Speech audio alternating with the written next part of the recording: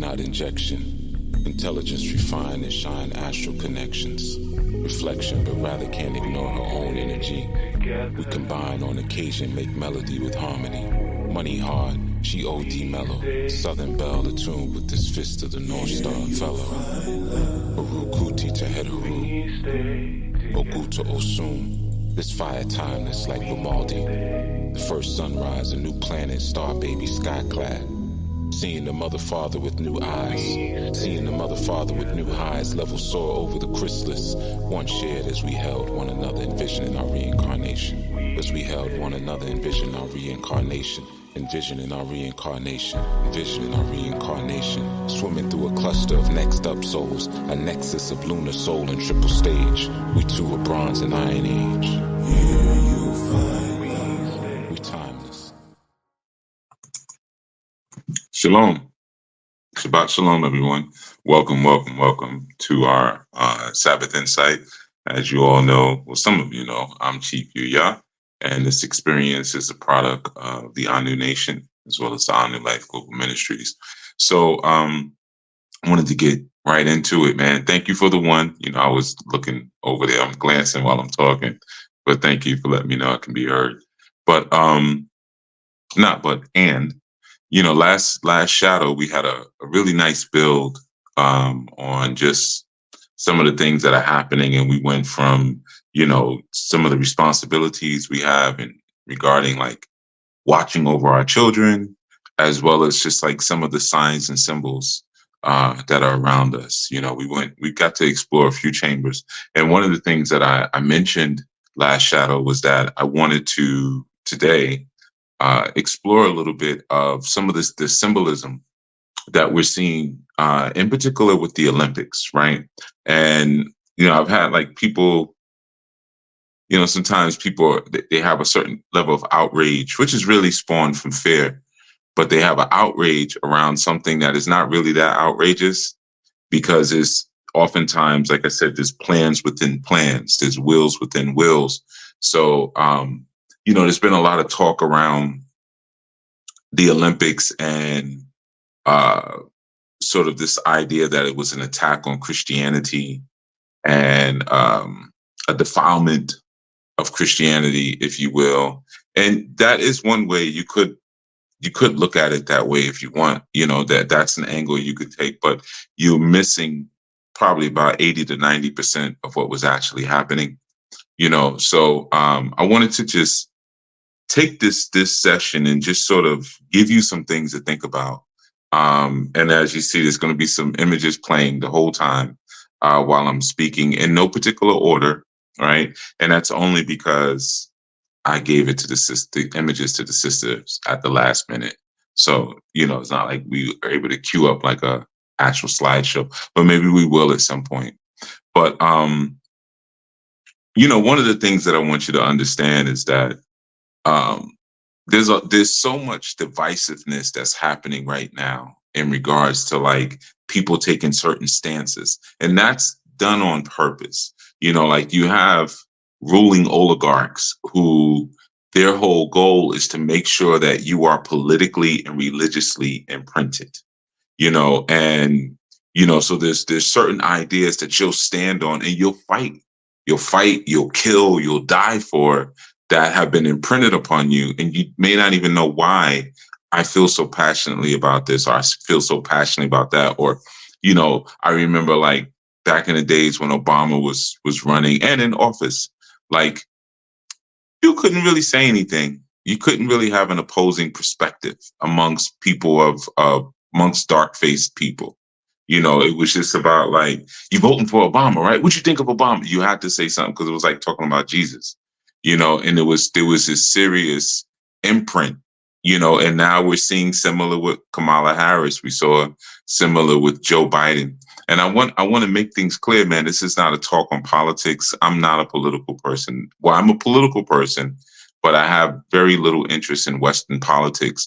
But I do have a lot of interest in patterns and exploring different levels of pattern recognition. And that's really what I wanted to kind of share with you on this Sabbath, because I think it will help you as you're encountering some of these things, you'll be able to interpret them properly. But not only that, it's just important to understand pattern recognition when you're talking to people, and being able to see like, okay, I've seen this before. I know where this is going. This is not a new personality. This is not a new idea. This is not a new spirit. This is, like I said, history rhymes. Oh, you're rhyming now. Some people's personal timeline, it rhymes. It may not actually repeat, but it rhymes like, oh, here we go again. You're going to do this again. You're going to do that again. So I wanted to share that. There's a video I'm going to play, but I think I'm going to play it towards the end because it might actually cause the live to get chopped. I'm thinking maybe.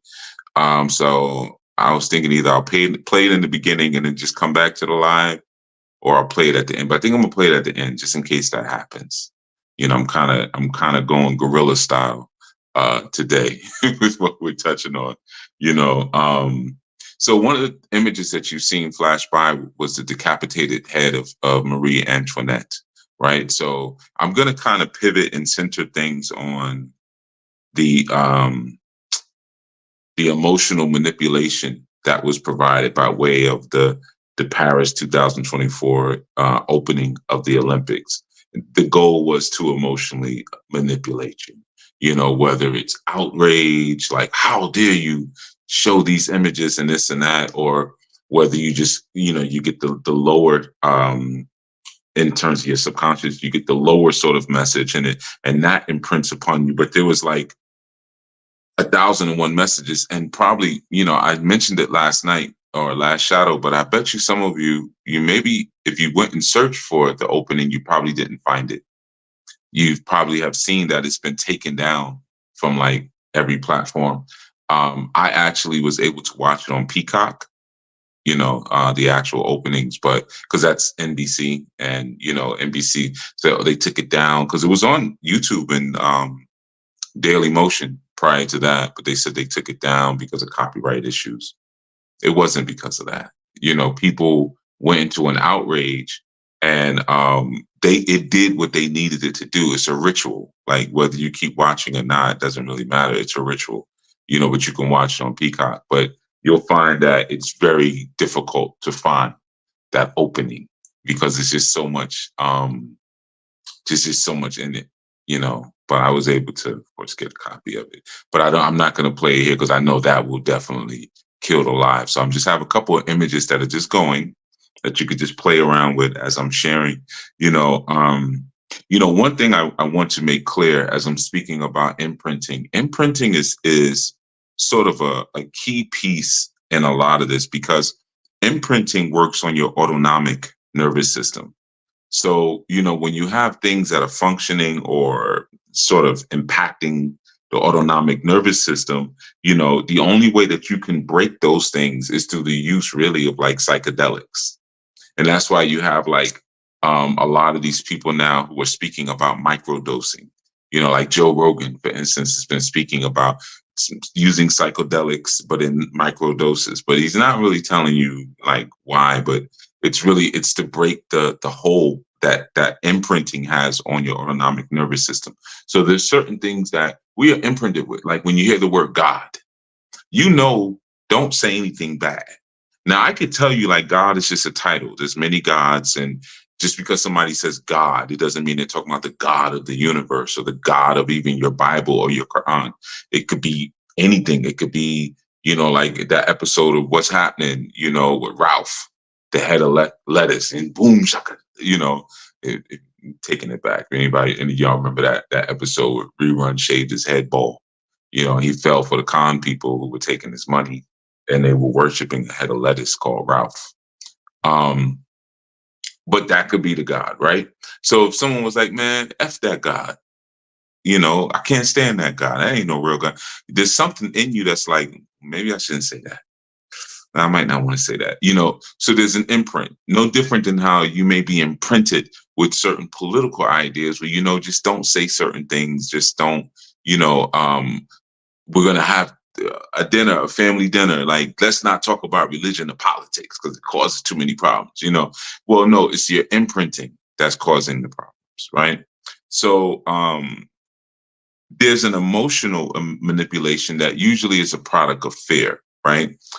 First, we have to use fear, because fear, like I was sharing last shadow, I'll repeat some of the things I said because I don't assume everyone was here, or everyone who's going to see this was here. Is going to watch it in sequence, but um, first, fear has to be utilized in order to push your logic and your reasoning away from the frontal part of your brain, right? That's the first thing. And I think I had, shared the whole concept of amygdala hacking, where you leave the thoughts that were operating from your frontal cortex, they push back and they go into the amygdala, right? So now you're not really using logic, you're not pulling back, you're coming out of that prefrontal cortex. So there's certain things that may happen that keep you in a fear mode. Or like life just may consistently keep you in a fear mode. Oh man, the bank called me. I owe this bill. Oh, my job is acting up, man. I don't know if I'm gonna have a job, next strong you know my relationship is going sour. Oh, they cleared out another school, they cleared out another supermarket, somebody ran up in here, somebody ran up on the train and just robbed everybody. Like, you're constantly kept in sort of this fear state, so you can't really use the prefrontal cortex where you would use more logic and reason to figure things out. And Mm, I'll get into what some of that is, but some of that happens through not only amygdala hijacking, but the hijacking of certain experiences, right? So, like, two incidents we have of that are definitely the French Revolution and definitely 9/11, where something happened and people who wanted oligarchs who wanted to come in and control the people came in and like rode off the wave of what happened and turned it into something else that it actually really wasn't, but created this much larger thing. Like, we're still dealing with the Patriot Act, and it's very interesting because you speak to younger people now. I guess it's just the cycle of life as you get older, but there's certain younger people I speak to, and it's like they only know a post 9/11 world. You figure 2001 to now. So if someone is 22 years old, 21 years old, even 23 years old, 25-year-old, they only really know that world. They don't know what it was like when you could just walk through an airport and get on your plane and, like, your family members could come all the way up to the gate with you practically and see you, walk on the plane and things like that. Or you could send an email and not be so concerned about, the NSA. Like, well, don't put that in the email. Don't say that out loud, or even cancel culture and things like that. So there's a hijacking oftentimes of events that is important to pay attention to, right? So again, kind of going back to the Olympics a little bit, which was, of course, the opening was a highly sexualized sort of experiences, the images that you were seeing. And I shared that last night. There's an individual by the name of Wilhelm Reich. Wilhelm Reich. And he wrote a lot of work around orgone or organic energy. Orgone is ORGONE. And one of the things that he spoke about was how they did these tests where they measured the orgone energy in plants, and they found that when they would speak about sex around these plants, that the organic energy in the plants would raise up the orgone fields around them. So there is a definite and again, you might have a different sort of theory, it's cool, but there are definitely rituals done around this concept. And I had shared yesterday where, like, even in football games where we'll have a highly sexualized halftime show, and then we go and we spill blood on the field, right? So the key is to get that blood on the field, but we're sexually charging the players up and we're sexually charging the field up. So the plants are even charged with this sexual energy. Cardi B, who's basically a walking aroused sex organ. Cardi B is on stage dancing and doing what she does, or Megan Thee Stallion is doing what she does, or Sukihana. I mean, they're not going to make it to halftime shows, but you get what I'm saying. And now the field is charged up with sexual energy. The people are charged up with sexual energy. The players come out, They go at each, boom, now there's blood on the field. The phosphorus causes the plants to grow, but they're growing with a sexual sort of um, uh, flora, that they're giving off, right? So there are reasons that a lot of this stuff happens, and what I'm going to just kind of give you, I'm going to go through a couple of little things, and this might be sort of a brain buster. I was taking some notes, as I always do before we start, and I had to stop myself. I actually had to just get up because this could literally be a 10-hour segment, and I'm going to try to make it not even a 2-hour segment. I'm going to try to really bring it down. And I don't want to do a part 2, part 3, part 4, because really I could do 20 parts on symbols and numbers and what's actually happening right now. So I just want to kind of give you something that sort of cracks the mind open a little bit. That's all. And even the images that you're seeing on the screen right now may be doing that a little bit. But I want you to understand, like, the use of symbols and the use of certain ritualistic practices is very old. I mean, we're going back to like the Hammurabi code, so this is not like, sometimes, and I think we were watching some movie recently. I think it was They Live, that came out like in 88, 89, somewhere around there. And as we were watching it, and I knew people were like, wow, they were on it like this back then. And I'm like, yeah, it was 36 years ago that the movie came out, but people been on this stuff since, thousands of years ago. The utilization of symbols, or what they call memenomics. Memenomics. Now, memenomics is like you have memes when you go on social media. Memes are old. That dates really back. Back in the days, even amongst First Nation cultures, a lot of the shamans would use memes. They would take let's say like a rock, and they would associate that rock. They would draw an image of it and associate with a certain attribute of a certain archetype or a certain energy. That was like your early memes. And these ideas would sort of go around, but it's a ritualistic and spiritual practice. So sometimes, and I have literally had people like debate with me using memes, not knowing that I knew, oh, you got that from a meme. Like one thing, somebody said something to me once. It was something like, the meme once I say it, like, you can't build a nation or something if you're worried about the approval of the village. Something to that effect, right? And I'm like, that's a meme. Like, that doesn't even apply to me because I don't care what anybody thinks. Like, that was the wrong one to use on. You should use a different meme. Like, that's the wrong one to use. But on top of that, that's a meme that you've now founded a religion, a religious thought and imprint around a meme. So memes will do that. They'll create this imprint. The movie The Color Purple had a lot of memes in it that now created this sort of religious and belief system around relationships, but it was full of memes, right? So I want to just share some things that maybe, like I said, crack the mind open a little bit, and we can start looking at maybe some of the imprints that we currently have that are very sort of situated in natural, quote unquote, situated or second nature within our autonomic nervous system.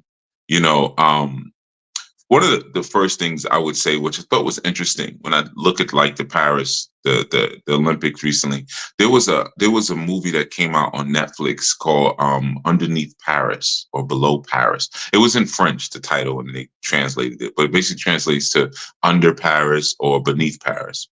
And the movie was about climate change. Came out this year. It was about climate change. And in particular, what happened was that climate change had affected Paris in a way that the like sharks were coming into the rivers of Paris, excuse me, and the sharks went on to attack the people. Right now, what was interesting is that they had this like Olympic type event that was happening in the movie, and the sharks attacked the event.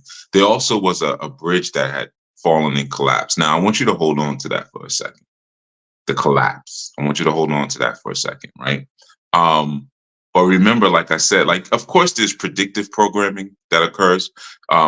Predictive programming is when something is put in front of you and you make it happen, basically, right? So, like, for instance, we could use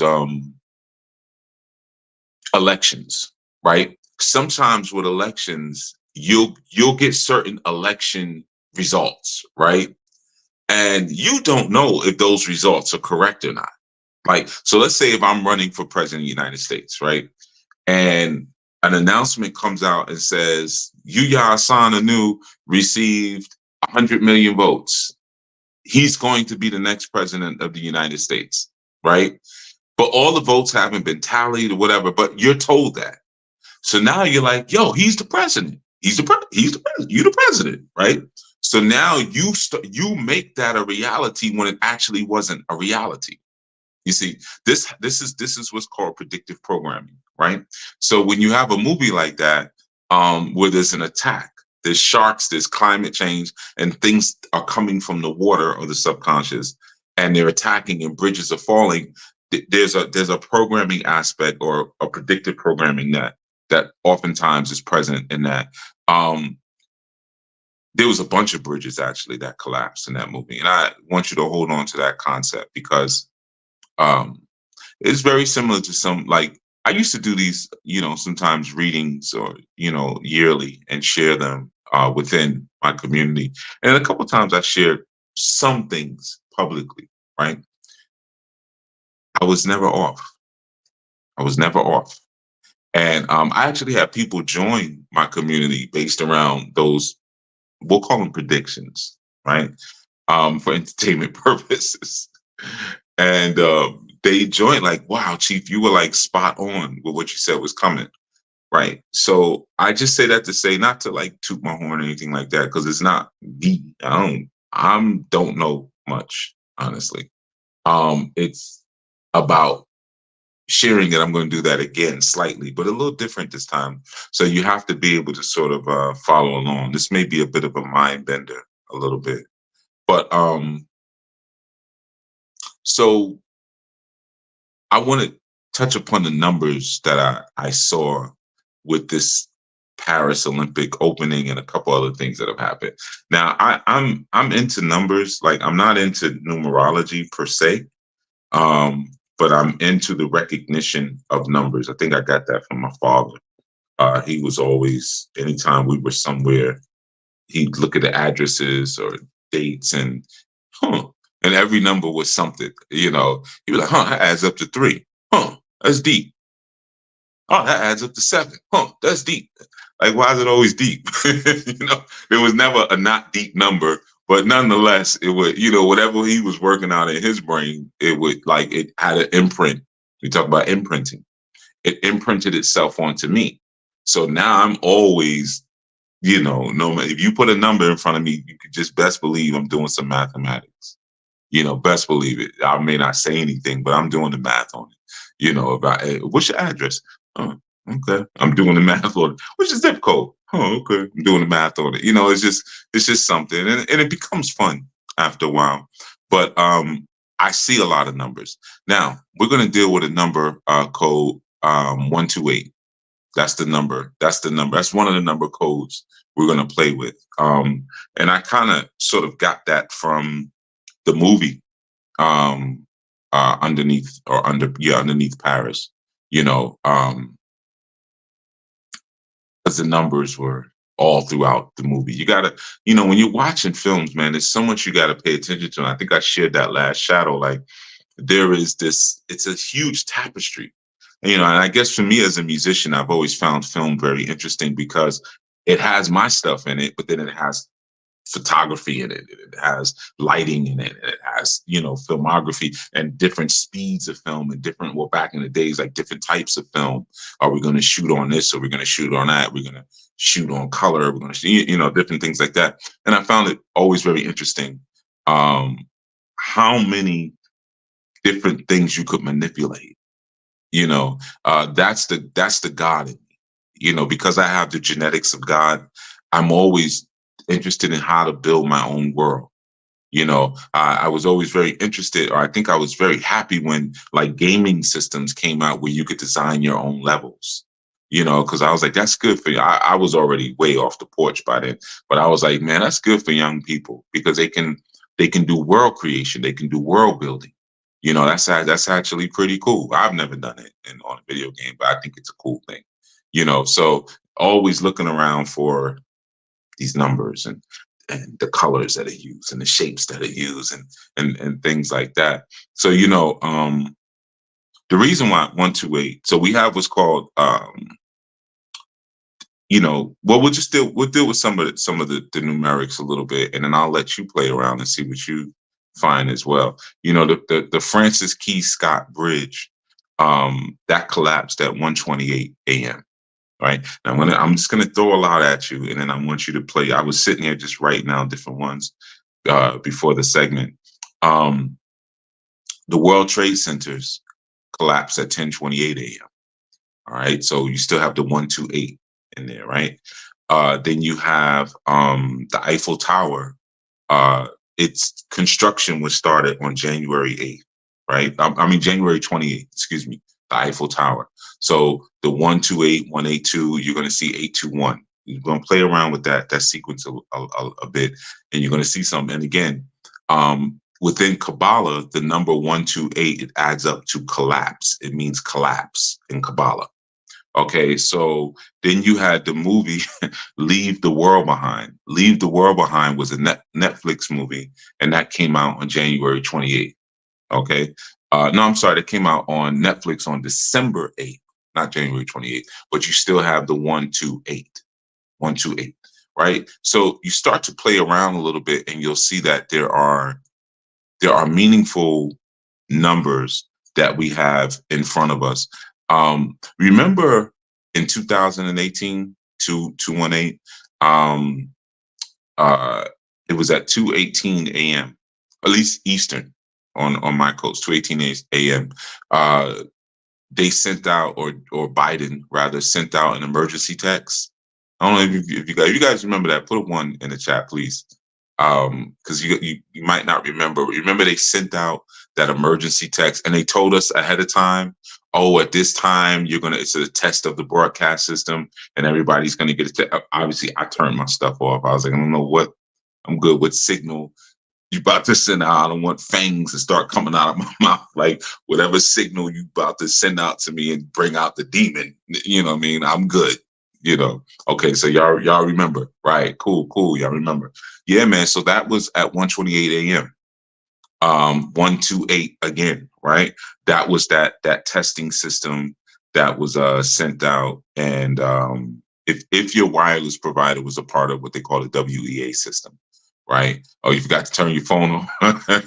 Yeah, I told everybody ahead of time. Some people remember I was like, man, turn your phone off at this time. Like whatever it is, just let them do that. You don't do that. Let them do that. You know. So yeah, man. You have this number that comes up, right? And even I want you to pay attention to the helionic rise, right? Now, or the helical rise. The helical rise is for those of you who don't know, that's when you have sometimes a cluster of stars, or you have planets that they come into view over the eastern horizon, you know, over your eastern border, right? So different planets have or different systems have a helical rise. It's called like HELL. It's called the helical rise, right? And it's something that happens every single year for different stars or for different planets. We're gonna have one this year, and it should be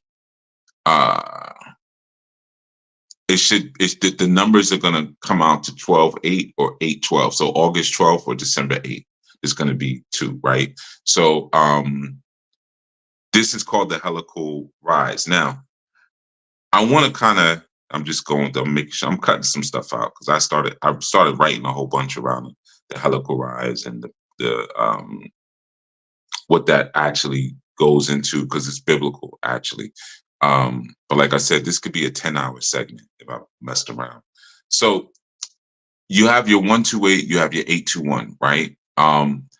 You know what was interesting? The lights on the Titanic went out at 128. Okay. Um, Now let's go to the performance, right? Because remember, we're talking about the Olympics and how this ties in. So uh Celine Dion, and keep Celine Dion in your head. We're gonna watch something with Celine Dion later, but I guess I just don't want to play it yet because I have a feeling if I do, YouTube is gonna kill the stream. I just have a sinking suspicion. So I'm gonna wait to the end. So if they kill it, we got all the food we needed anyway. Um so she's performing, at the Eiffel Tower during the opening of the Olympics, right?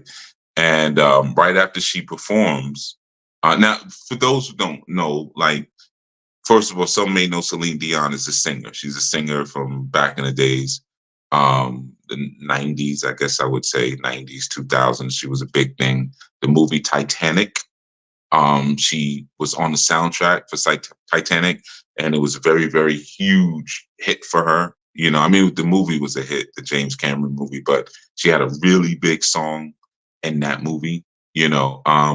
But she's an occultist, right? She's For those who know, she's like Lady Gaga level occultist. You know, um, if you don't know Lady Gaga, it's also a cultist.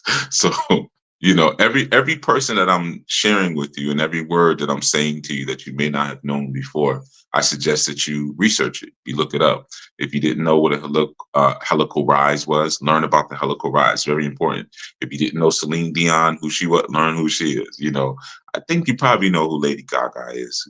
She's kind of a household name at this point. But she performs, and then what happens is that right after that, these children come out. We're talking about the opening. These children come out and they're dancing with drag queens. I'm going to use the term drag queen because I think I think that's all right. I don't think that's too disrespectful. I mean, RuPaul says it, so I guess it's okay. Um, but they're on a runway, right? Now, this goes into the Feast of Dionysus. This is like I said, where a lot of the Christians were upset because they had these drag queens. I'm gonna just keep saying drag queens instead of the other words, and they were feasting at a table, and people were like, "Oh, they're disrespecting the Last Supper," which yeah, it was. But I mean, the Last Supper is not in the Bible anyway. That's like I said, that's Leonardo da Vinci. But yeah, it is. It was a purposeful, I would say, disrespect. And then you had the husky DJ in the middle with the crown. You'll see images of that that's going to be flashing on your screen. Um, so that was again a nod to Dionysus. Now, who was Dionysus? Dionysus, there were several Dionysus. That's a picture. Ooh, perfect timing right there. The blue deity. Dionysus was a deity of intoxication, and Dionysus was also called the deity of the frenzy. So Dionysus was an archetype that was invoked or that would come forth or would be served when you wanted like anarchy and frenzy, right? And intoxication or wine was associated with that frenzy and with that anarchy. Okay. So if you look at the opening of the Paris Olympics, man, Dionysus was very present. The little blue guy, the Smurf. Okay, you had the energy of Dionysus that was highly, highly present.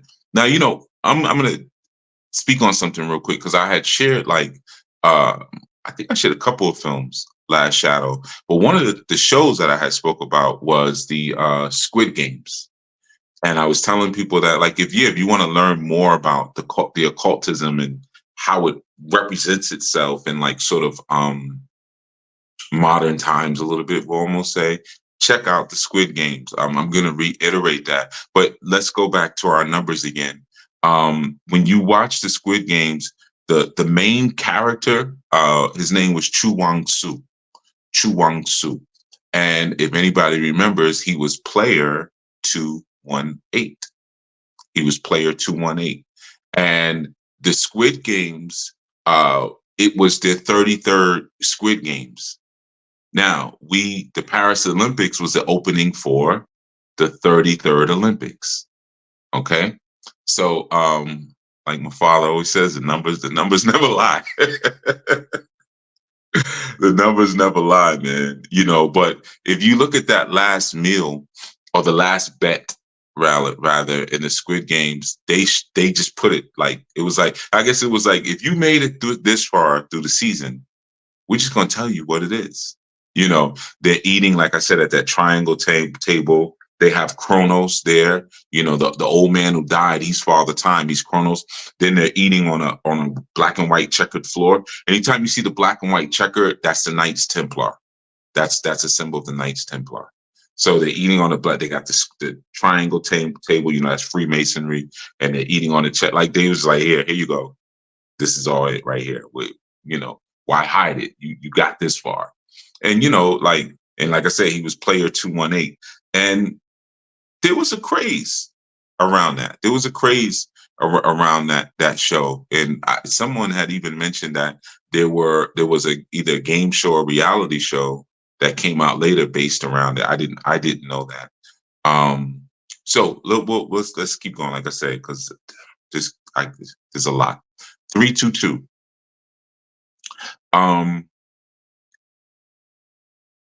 This Olympics was not, though it seemed like, or the opening, that it was about the profaning of religion, which it was. It's a profaning in order to drive you in to religion, to drive you back into the church and into the mosque. I'm going to explain. I'm going to get into it. See my man Snoop there with the Baphomet? That was very interesting if you just saw that slide, because he was questioned about that. And of course, see here, let me give you a precursor before I explain that. A lot of times when you hear situations with celebrities where they get into like terrible accidents and they hurt somebody, or they don't hurt somebody, we're not sure, or it's a shootout and somebody gets killed, but the celebrity is exonerated, or the car accident, we find out like, oh, the person survived. Most of the time, those are lies. Most of the time, those are lies. So like, even Snoop had this song, "Murder Was the Case That They Gave Me." Then he and his bodyguard go on trial for murder, right? And he gets let off. Then he just blows up. He's got his own Skechers sneakers, and then he's in movies. He killed somebody. Now let me be careful, because y'all ain't gonna Tasha K me. So I would say, I'm not gonna say he did. I'm gonna say some might interpret it if someone is following an occult sort of idea and stream. And we know that a lot of times when you hear stories like that, or even assassination attempts, that person did get assassinated. Or you see a story like, oh, this person got tried for murder, but they were let off because they were innocent. They did it. You see, but now you're finding this is a new puppet for the New World Order, allegedly, right? I mean, don't toxicate me, because they getting her, but she's wow. She just says anything. I'm a little more careful. But they asked Snoop about, I guess it was on Twitter or whatever. People were like, "Yo, what's up with the Baphomet around your neck?" And he was like, "Man, y'all leave me." He tried to, because he's got to reply in that real ignorant sort of ghetto sort of way, because he's got to keep that character. I'm always high. I'm just ignorant and stuff like that. I mean, he don't even call himself Snoop Lion anymore. Remember when he turned Rasta and he was like, "Nah, my name is Snoop Lion now. You back to Snoop Dogg again." But he was like, "Oh man, I'm just out in Paris having fun, and I'm wearing this goat around my neck because it represents the GOAT, the greatest of all time." That was a phrase that LL Cool J had created back in the days in the 90s, right? That was his thing. And then he said, "Leave me alone, man. I'm having fun in Paris." Okay. You believe that if you want. You believe that if you want. So right. So so we look at like the numbers 322. So Ben Shapiro is another thought leader. He speaks a lot about a lot of very interesting things. He had Candace Owens. Some of you may be familiar with Candace Owens, working under him, and he fired her on 322. He fired her on 322. And then on 322, after that, she rededicates herself to her Catholic beliefs, and she gets baptized as a Catholic on 322. So pay attention to the number 322 or to dates like March 22nd. Kanye West was kicked off of Twitter when he had 322 million subscribers. Then Jack Dorsey, this is a person you need to know. Jack Dorsey, big occultist. He sends out his first tweet ever on 322. Okay. All of this is related, and I'm going to circle back around for you to understand. Most of it centers around Candace Owens, believe it or not, and her rededication to religion, or her rededication to Catholicism. We'll get into that. What that really means, the driving back into religion, or the driving back into these temples, which many of them are just a front for other sorts of worship. Like you see in the images that I'm showing here, the brass bull that you saw at the Olympics, which was really Molech. That was really Molech. You see at the table with the drag queens when they're doing the Last Supper. What is the thing that you see at the table? Did you catch it on the left? It's probably on the left for you all. The far left, you'll see a child. It's a little girl there. It's a little girl there sitting at the table with all of these adult drag queens. If you can see it, she's all the way to the left. It's a little girl. Okay. And then you have Molech symbology all over. Molech was an archetype who children were sacrificed to. Okay. Molech. All right. So we'll get into a little bit of the Molech stuff for a second. Now, like I said, this might be a blaze of sort of numbers and informations and symbols, but sometimes you have to present things like that so you could crack through the matrix. Sometimes when you speak slow and you give information slow, it gives the computer time to reprogram what you're saying. But if you just come straight at it and come straight through, see, that's the beauty of comedy. That's the beauty of people like Richard Pryor, or sometimes what they call like shock jocks. They knew the coding to break through the matrix. The coding to break through, like even when you watch the movie The Matrix, like he's fighting faster, and then he has to fight faster than the actual agents, right? So it's getting your proper thought and core out quickly. You ever notice, like sometimes when you're speaking, the slides are moving too fast? I agree. But I don't know if they can slow it up. Maybe that's why they got it going so fast. I don't know. Like I said, we slapped it together. But they'll keep going, It's important to understand that underneath all of these situations are these oligarchs who are members of cults. And these cults still have a particular agenda that they're seeking to fulfill.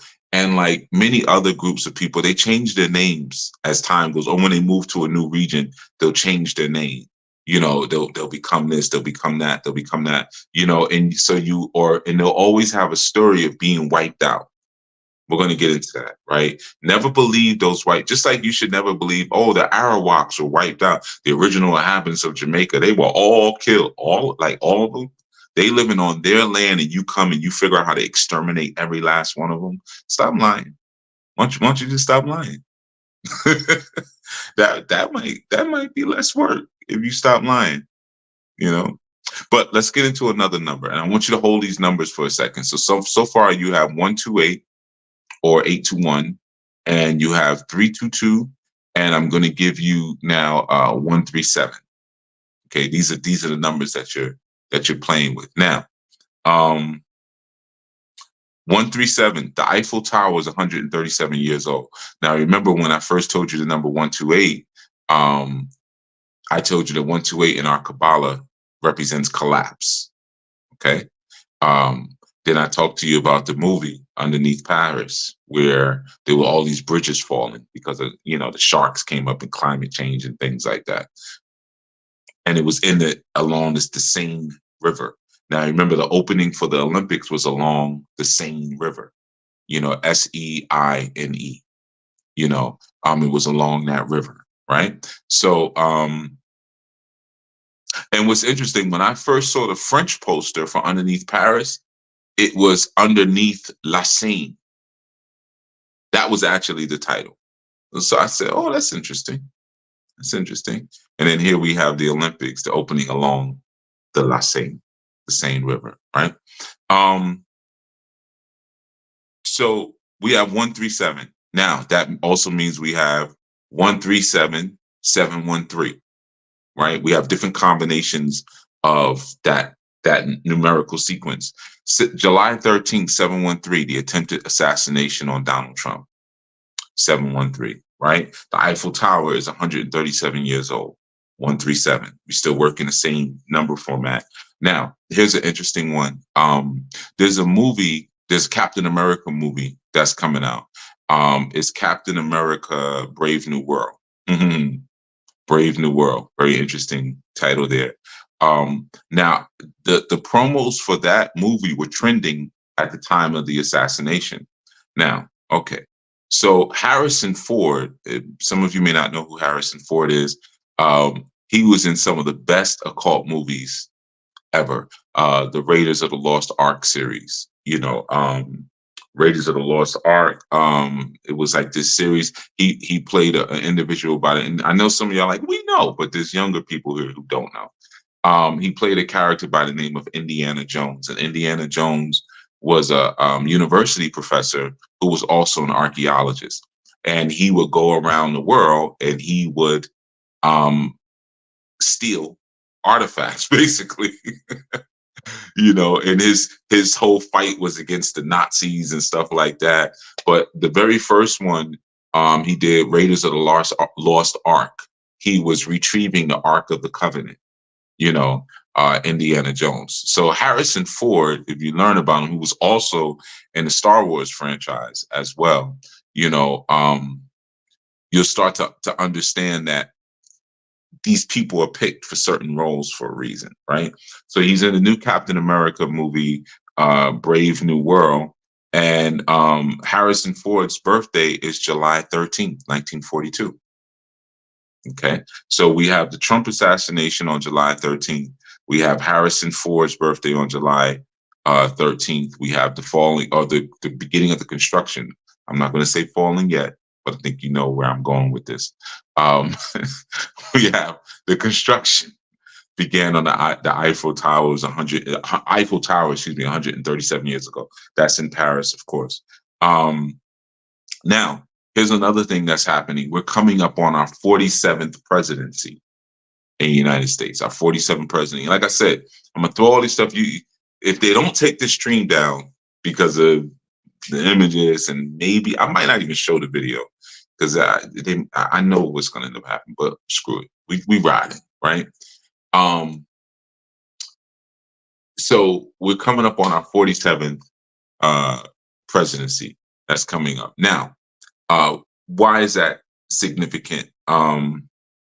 Well, you have this individual by the name of John D. John D. He's an important person for you to know.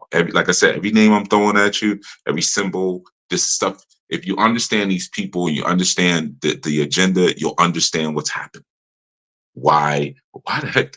God, these transgender people at the thing. What that got to do with the Olympics, and why they had a metal horse with a metal knight going across the thing? What they got to do with the Olympics, and why they had to do from Assassin's Creed? I mean, when you understand these symbols and these names, you'll get it. John D. He was an occultist, and he was Queen Elizabeth's occultist, right?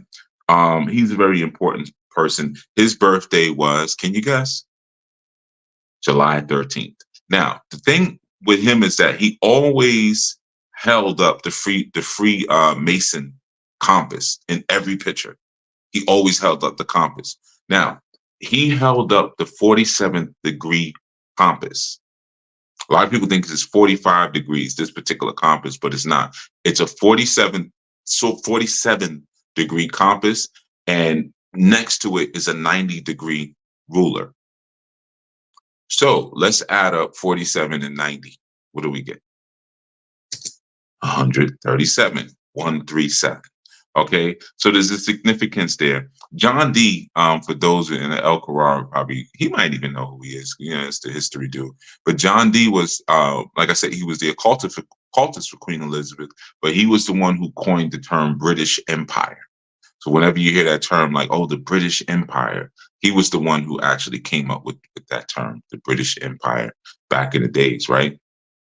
Now, I'm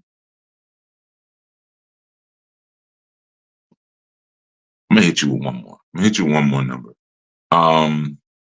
81.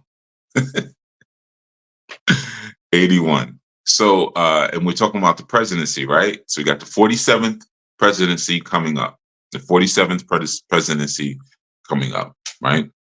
Numbers are all very specific. Now, Kamala Harris, they said she raised $81 million for her campaign. $81 million. I thought that number was very interesting and very specific. You know, we're not always told like how much money is raised, but it was very specific, $81 million. The reason I felt that was interesting because Joe Biden, when he was elected, it was said that he was the most popular president ever in an election, and he won with 81 million votes. Okay. Now, I also thought that was interesting because he was 81 years old. So he was elected at his 81st birthday, 81 million votes. And then his vice president now raises $81 million. So what do you do with that? Like, okay, and so what? And pay attention to August 1st. So like these are the way you like the code and you this with the pattern recognition is basically what I'm showing you. I'm not trying to spoon feed you information and say, well, this, that. So please, like, don't, glitches coming through on the live. I don't know what's going on. So I'm here talking. I don't know what's happening. So please don't now come at me with a whole lot of, Chief, what you think of this and what you think of that? I'm going to ask you, what do you think? Because if I'm giving you some of the formulas, then now you should be able to rock out on some of this yourself. That's my expectation, right? So the whole key is for your mind to be cracked open slightly. Your mind to be cracked open for you to say, okay, well, maybe I was looking at the symbols before. Maybe there's more than just Baphomet. Like everything isn't Baphomet. Maybe I got to pay attention to these dates. And then I got to look at these movie dates. I always look at release dates of movies. Whenever a movie comes out, the first thing I look at is the release dates. Like when I said I did the breakdown on Transformers Rise of the Beast. And I'm like, yo, he did a lot of 6/6, June 6th. This and I'm like, oh, okay, I see what you're doing there. I see what you did there. June 6, 2024. Okay, or 23. I don't know if it came out last year, but the June 6th, I'm seeing the 666. Okay, gotcha. I see what you're doing there. Always look at the release date. And then you want to look at who's in it. What are the names? Who's directing it? Right? It's all one big play. It's all one big ritual. But I want to speak about the helical rise for a second, and I'm going to use Revelations 22:16 to sort of like give some understanding on why that's an important thing. Revelations 22:16 says, I, Yeshua, Yahweh Shai, have sent my angel to give you this testimony for the messianic communities. The messianic communities. I am the root and offspring of David, the bright morning star. Now, why is the bright morning star important? Because the helical rise is called the bright morning star. So when you have a helical rise, when Sirius comes through, and Sirius is very important because America bases its entire occult structure around Sirius, if you didn't know. So when Sirius comes up, it's called the bright morning star. So there are several planets and several stars that are the bright morning star, depending on their helical rise. Okay, so that's an important thing for you to understand. And I know a lot of times it's like, yeah, but we're talking about a religion and that's good stuff, right? It could be. But for the most part, For the most part, religions are used for bloodshed. That's what they're used for. They're used for bloodshed rituals and to depopulate the planet. That's their purpose. Depopulate the planet, bloodshed rituals, right? And you have different cults. It's always about a cult. That's why whenever you start to step out and do something that's different than the norm and you gather with other people, the first thing people will say is, that's a cult. They've been programmed to say that. Because if you turn around to a person who says that and you says, can you define that word for me? Tell me exactly what that word means. They won't be able to tell you. So they've been programmed like robots to just say certain things because the people are the agents of the Illuminati. You got to always understand that. We talking about the Illuminati doing this, the Illuminati's doing that. If you try to get free, who's going to get you? If you try to get free, who's going to get you? Is it going to be some mystery person who's going to show up at your door and knock on your door with a black suit and a black hat? We're from the Illuminati and we heard you trying to get free. No, it's going to be regular people. Some regular dumb police officer who doesn't know the law, who doesn't know anything. They just dumb. They just got a baton, a nightstick, and a badge, and they just dumb. That's the Illuminati. Your dumb neighbor, who calls the dumb cop on you because you're doing some get free stuff and, you collecting rainwater. You're not supposed to be collecting rainwater in this county. It's like, I'm just using it to water my garden. But still, though, that's the Illuminati. Okay. The Illuminati that you're thinking, as far as the evil, wicked Illuminati, you've never had any contact with any rich oligarch. You've had contact with people who have been agents and controlled by rich oligarchs. The people are the Illuminati. I want you to understand that.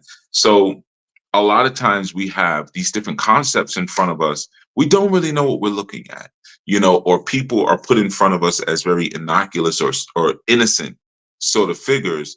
And they are part of a much deeper agenda. I think I shared that yesterday when I spoke about even the Hellfire Society and different people who are part of that society, like your Benjamin Franklin and your Alexander Bell and different people who were part of these different societies. Heck, Mary Shelley in the 1800s, she wrote a book by the name of The Monster. And The Monster was about a doctor. His name was Dr. Frankenstein. And he built this, a lot of people call Frankenstein the monster. He was just called the monster. He didn't have a name. It was Dr. Frankenstein, who was really the monster, who created this entity using necromancy, right? Well, Mary Shelley actually wrote that book referring to Benjamin Franklin. That's why the doctor's name was Dr. Frankenstein. Dr. Frankenstein brought the monster alive through what? Electricity, right? And more specifically, lightning. Well, I don't know if you all were a child. I used to learn these stories when we were in elementary school about Benjamin Franklin with the kite, and how he discovered the use for lightning, and he would play around with lightning because he was flying a kite one day and it was struck by lightning, And what was interesting is back in the days, one of Benjamin Franklin's nicknames, he was called the modern day Prometheus. That was a nickname. And you probably didn't learn that one in school. They probably didn't share that with you. Or the fact that he was in a cult. They probably didn't tell you that either. He was in the Hellfire cult. He was in the cult, and he was called Prometheus because he was very interested also in not only bringing information from the upper atmosphere and bringing it down, which later, other people got into that experiments as well. Like, Alexander Graham. So this is where the creation of telephone came, trying to communicate literally with dead people, with dead entities. It came from that. So you had Alexander Bell was a part of that, but Benjamin Franklin. But Benjamin Franklin used to do experiments where he would try to reanimate animal tissue using electricity. What was Dr. Frankenstein doing?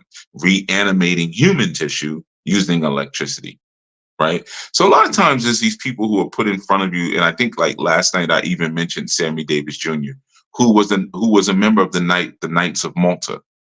The Knights of Malta were a society that came out of the Knights Templar, and they're a secret society, but they're considered to be like, we're harmless. It's like the Rotary Club or whatever. It's like, nah, we're a secret society, but we're the good guys. We're the good secret society.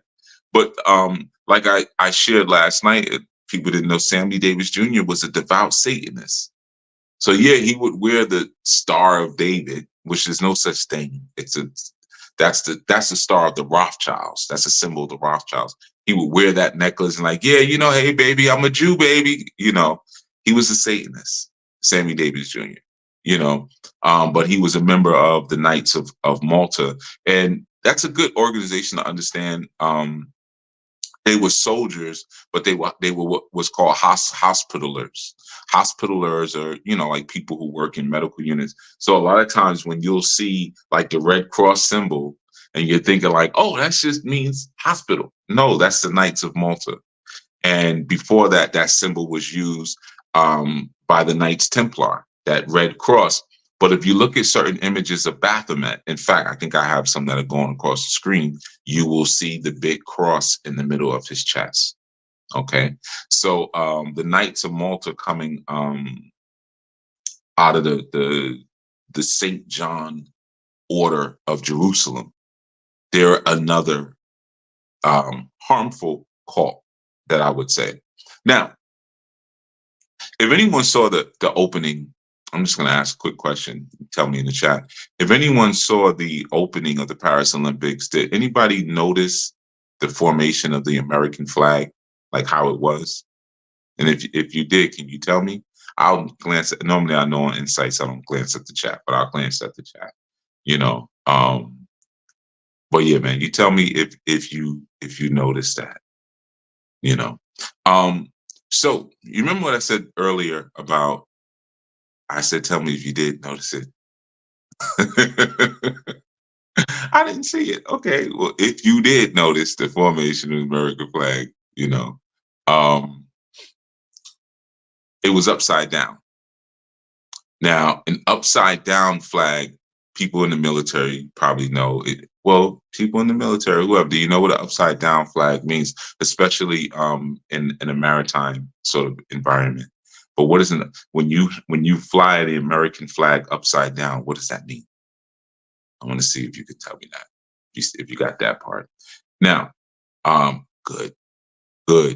Okay, they got it. It means it's an emergency. It means we're in distress. There's a problem. Distress, exactly. There we go. Why would you do that at the Olympics? Why would you fly the American flag upside down? Isn't that kind of odd at a celebratory event in Paris, and you fly the American flag upside down? Now we know the Russians weren't there because they're not allowed to participate in the Olympics, but upside down. So is there an attack? I'm gonna be careful what I say because I got a lot that I could say. So I'm gonna jump to. I want you to hold that. And remember what I said earlier about predictive programming. I want you to hold that. Remember what I said about the movie Underneath Paris, where the sharks came and attacked at an Olympic event. And then you're flying the flag upside down. I said earlier, I was talking about Candace Owen and this like rush towards religion. This is a ritualistic thing that's done by cults. You have sort of like, you have this form of like Dostoevsky, Christianity that many of us are very familiar with. And then eventually that form of Christianity turns into like a Faustian sort of Christianity, right? If you have not read, Faust information, you need to. If you have not read Dostoevsky, you need to. These are people who you need to read to understand also things that are happening. Fyodor Dostoevsky. right? So the concept there is like with a Faustian bargain or a Faustian form of something is like you're giving up something that would be you're making a pact with someone, and you're giving up something that would be considered moral or spiritual to you for something else, right? So like we have like the concept like, oh, you made a deal with the devil, or something that goes around a lot like in entertainment feels like they sold their soul for fame, right? That's a Faustian belief, right? So people end up a lot of times is a trade-off of things. How do they end up giving up something to get in? And we're thinking like, oh, you sold your soul to the devil. Yes, but where is the devil? See, like when we hear things or we talk about like come out of her, the great whore of Babylon. And I've told you before, the great whore is the churches. That's what you got to come out of. But sometimes we make these Faustian pacts. I'm going to give up my autonomy and my sovereignty and my free thinking to go into this space because I'm making a deal with the devil. Okay. So what you're finding now is a lot of individuals are talking about God. Trump keeps talking about, if you're a good Christian, you need to come and you need to vote. And he's been saying, this will be the last time you have to vote. Now, I caught him, he said that like 3 times. But then he put a different spin on it. And he said, because you won't have to worry about corruption at the polls. I'll make sure that there'll be no more corruption. But that's not what he said. He said, come out and vote. This will be the last time you have to vote. Then he kept saying, if you're a Christian, this is what God wants you to do. Since when has Trump been associated with like religion? And then I'm looking at like Candace Owens. She keeps talking about religion a lot. Like she got baptized 322, right? So what's happening is that there's like this hurting. We got to get them back into the church. We got to get them back into these church buildings. Not that there's necessarily the God of the Bible, the highest God, El Elyon of the Bible here. Not even that we even have Yahuwah's here. We definitely got some Elohim and some Nephilim here. We got to get them back because our cults operate out of these spaces. This is why when you're not in those space, they'll say, you in a cult. You're not in a cult. And if you are, so what? What's wrong with a cult? Culture. This is where you're cultivated. Culture, agriculture. This is all good words, right? But your cult has an agenda that you're not being honest about. That's the truth of it. So when you get huddled back into those places, you know, one of the interesting things about being huddled into a church, or like when you have people who are like, this is the word and the word and the word and this is the word. And they, you could ask them like, have you gone to school for that? Like, have you really studied? Because like I still study. I study the Akkadian language. I'm still studying the Akkadian. That's why when you hear me do like segments and stuff, you don't hear me using much Akkadian because I'm still a student. But I've been studying Akkadian for a couple of years now. I just don't talk about it because I'm like I tell you, most of the stuff that I ever present to you, I'm at least 10 years. I try to I have this thing like be at least 10 years in on it. So there's a certain solidity and there's a certain like stability in what I'm saying because I've had time to really play with it, test it, this and that. Akkadian, I'm still working on. So I don't really use much. I don't think I've ever spoken any Akkadian. You know, I still study Hebrew, right? Been doing that for a long time, but I'm still studying, right? So when you now get in front of my face and you're like, you need to come back to church, come to church. Did you study the religion? Did you really study it, or are you going off of fear? Did somebody through trauma scare you back into that building? Why are they trying to corral you back into that building by way of fear? Sometimes it's outrage. You, like I said, you saw the Olympics and like, man, and look at how they just, desecrated the Last Supper, this and that. Now you corral it and you don't realize you played that they played you. They played you. That was the goal. That was the point, to scare you back into that environment. And I'm not trying to discourage anyone from being a follower of the way. In fact, I'm encouraging you to be a follower of the way. Remember, Yahweh Shai, when he came, or your Jesus, said he was the way. I'm the truth, the way, and the life. And his followers were called followers of the way. They were not called Christians. I encourage you, yes, do that. Do that all day, every day. Do that. But be clear when you're going into the layer of a cult. Be clear when you're doing that. And if you're being controlled, we like one of the things that I spoke about yesterday was this like proliferation of like reality TV and like this certain image. I've spoken about that before, that the image used to like makeup, this face, and who they're painting. And I said it once, like a long time ago. I was like, well, there's a certain face that they're painting. Maybe I'll tell y'all one day, or y'all will figure it out. And then I waited. I probably waited for like a good month. And then I was like, okay, the face is Astarte, if you didn't know, right? Or Ishtar in some, or Easter, or in the Bible, Esther, which is not a Hebrew word, Esther, by the way. Okay, like I told y'all, they threw that book in. That's not a real book. They added that in there. Queen Esther. There was no Queen Esther. They're talking about Astarte. You're like, man, I don't believe that God would let his Bible be manipulated. I had somebody say that to me once. He didn't. He didn't. But what makes you think that that's the actual Bible? Because the imprint, the religious imprint on you, you think that's it. If you start talking about even the Apocrypha, hey, let's go read this book. Let's go read about the Maccabees. I don't need none of that. How you know? How you know this is the one right here?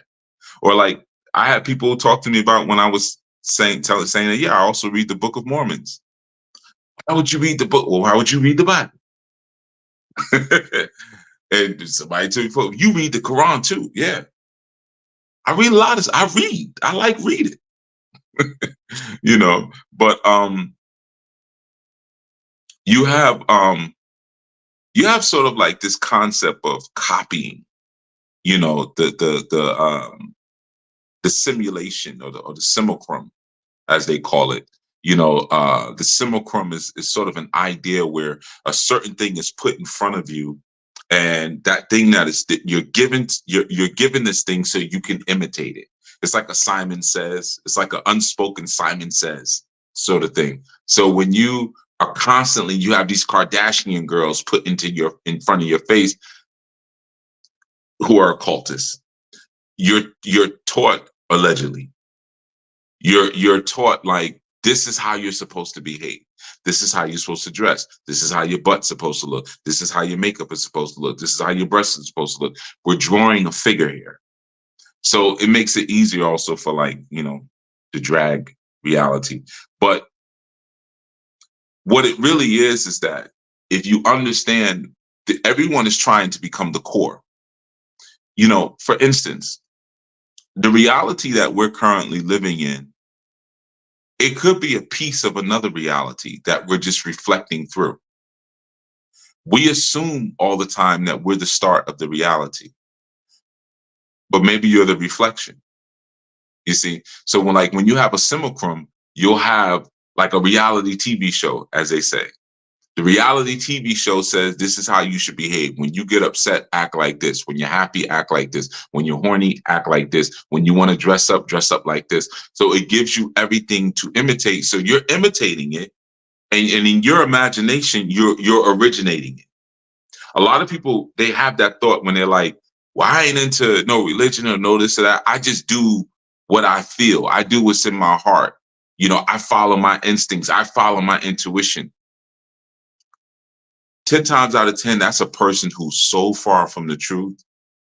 It's like it's hard to have a conversation with a person like that, because they'll usually also be very headstrong.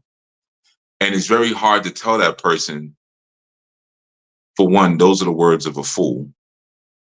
But for two, how do you know those are your thoughts? No different than Morpheus asking Neo, how do you know that's air you're breathing? You don't think, like, we all have an imprint. So when you say, well, I follow my own intuition, I can promise you a person who speaks like that does not have their own intuition. It's been given to them. It's been imparted to them. Their culture, their way of thinking has been given to them. It's a simulation of something else. Or like when you have reality TV, it's a simulation of a simulation that you're told to simulate. So it becomes this fractal reflection. You're just a little piece of what's actually happening. You see, I think I used the example last shadow of when you walk in and you stub your toe or you hit your funny bone or something like that. You're like, oh, my elbow. But your elbow doesn't hurt. Your elbow sent an electrical signal to your brain that said, oh, yeah, something happened down there. So if you feel me start pulsing down there, this is why. And you say, oh, that hurt. You see, but that didn't hurt. That didn't hurt. There was a reflection of what hurt, but that's not the core of where the hurt is coming from your brain, because your brain is telling you this hurts. You see, so we live in the same sort of reality. I would posture. We always think we're the core cause, the first cause of something, when oftentimes we're not. We are a reflection of first cause.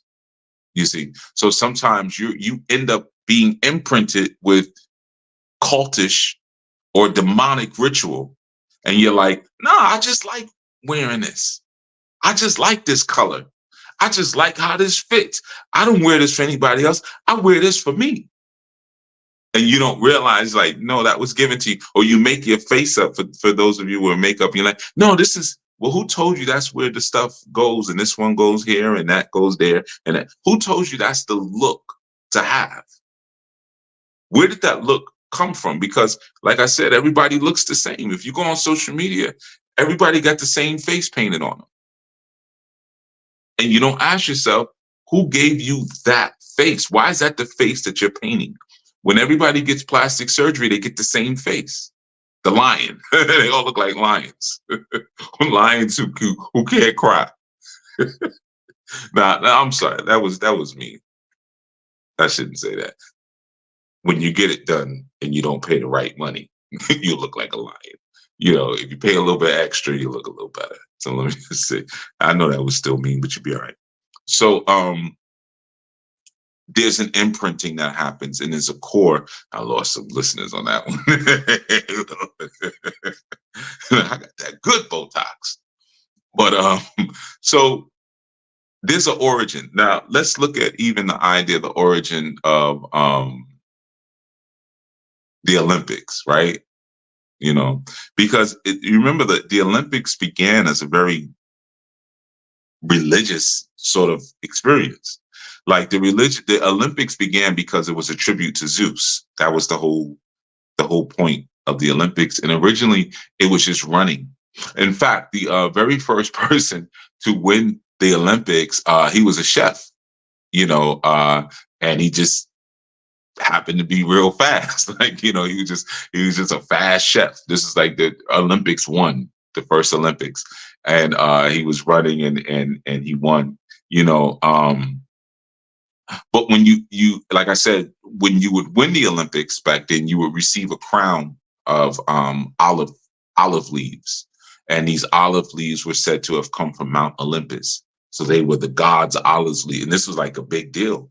And then now you get a cap. You know, and the cap, what it does is it covers the first eye. Because you got a wreath of olive leaves, the first eye is still open. You know, there's a whole science to that. But this tribute to Zeus now has become a tribute to Jupiter. So one of the things that you'll find that when you look at like before the logo was changed for the Olympics, the old logo was the 24. The symbol of Jupiter, you know, and one of the keys here sometimes I think where we miss out, like I said, when you look at the core and then you look at the reflection, the core is the esoterics and the reflection is the exoterics, right? So I'll give you an example, right? Like if we're talking about like race, we'll talk about race relations, right? The exoteric is Man, the white man got his foot on my neck.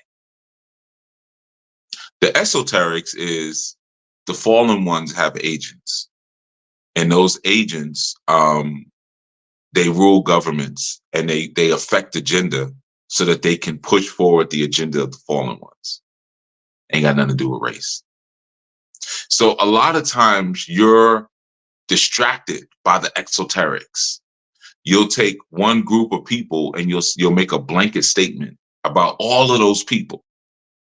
You know, like you'll go to, and please, I know this may be offensive for some, but just ride with me. I'm not trying to be offensive, but some of it is offensive, right? You're in the hood. You want some food, you go to the Chinese. We all call them all a Chinese restaurant. They have names, but we all say, yeah, I'm going to Chinese restaurant, a Chinese spot, right? They do something you don't like, whatever it is. I don't know. They do something you like. You say, see, that's why I don't mess with Chinese people, right? Because they didn't put enough duck sauce in your thing, or they messed up your order. So you make this very blanket statement, and that's like low-lying, immature sort of awakening. When sometimes when you first come into a space of awakening, you want to make these very large exoteric statements about people. These people are the devil. These people will rob you. These people will do that. And that's a very ignorant sort of approach. But when you get deeper into it, you now understand the esoterics of it. And so you may look at something like I said, the Olympics, and you say, no, these are ancient cults performing rituals. From an esoteric perspective. From an exoteric perspective, you may be like, see, this is Biden's administration. You're going to blame politics. You're going to blame race. You're going to blame groups even. Because you don't understand that something ancient is happening. For instance, shortly after the Trump assassination, attempted assassination, sometimes people don't be here. I'm gonna tell you something interesting. Start looking at some of the images of Joe Biden. His height changes a lot. Just pay attention. Now that I said that, you're not going to be able to unsee it. His height changes. There's a thing called a skin suit. There was a movie back in the days called Fire in the Sky. Very interesting movie. I did a breakdown on it years ago. I can't even remember, so long ago. Fire in the Sky. You should check it out. It's a great movie. But just remember what I said. Skin suits. His height changes a lot. So shortly after the attempted assassination, we see Kamala Harris, and she's on RuPaul's Drag Race. Why was she on RuPaul's Drag Race? And why were there drag queens at the opening of the Olympics? What does that have to do with anything? Because I know personally people who are in the that community. I'm not saying all the alphabets and all that, man. Who are in that community who don't rock with drag queens. They just like, we don't like it because they have like, factors, factions within that community as well. Like some don't rock with each other, but you use just the drag queens to represent that group? Or were you making a deeper statement? Or like this image right here was 3 guys making out behind a curtain when a child was there. 3 guys making out. Well, three drag queens. I'm just using the term drag queen, who were making out, right? Throughout the opening ceremony, you had a nod to Sabella. You need to learn who Sabella is. Cybele, Sabella. A lot of times when you hear people talking about Kabbalah, they're actually referencing Sabella. It's a little trick thing that they do sometimes. You gotta know the language. So Sabella was a castrated deity in Phrygian sort of society. And Sabella was considered to be intersexed.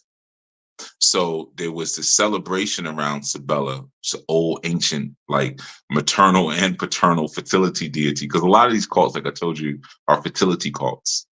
And this intersect, Sabella was someone who was also a part of the frenzy, who created anarchy. So why do we have these drag queens at the opening of the Olympics? It's a tribute to Sabella. Why did Kamala Harris go to RuPaul's Drag Race? It's a tribute to Sabella. Okay. You may say, that sounds like Isabella. Yeah, it sure does. Sure does. So let's talk about the beginning, the very beginning. I mentioned, like I said, I'm gonna try to keep this. I could go there on this one. There's a lot. We'll speak about the Assassin's Creed dude in the beginning. A lot of people, when he was riding on the horse, they were like, "Oh, they got the Grim Reaper ride." That wasn't the Grim Reaper. That was not the Grim Reaper. That was I mean, we're saying Assassin's Creed, but he represented a Hashashin. That's who he actually was. Now, why is the Hashashin so important? Because this is the year of assassinations. This is the year of assassinations. Now, the Order of the Hashashin, this was an order that predated the Knights Templar. Most of your groups that you know today, like the Templars, they came out of the Hashashin. Okay, they were very interesting in the fact that they were there was a lot of mysticism that surrounded them. The Hashashin is where you get the word assassin. Okay, it's also where you get the last name Hassan.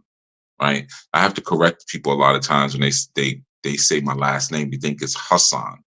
My last name is not Hassan. My name is Hassan, which comes from the Hashashin.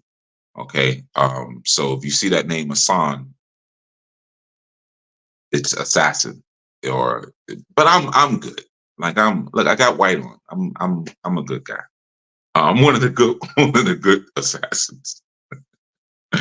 But so yeah, the Hashashin, they were supposedly wiped out by the Huns. The Huns came in, went ham on them, but they were supposedly wiped out. Remember when I told you earlier about that supposedly wiped out stuff? Never believe it. It's always a lie. People hide. They go underground like the Templars did, and then they reinvent themselves as something else later, right?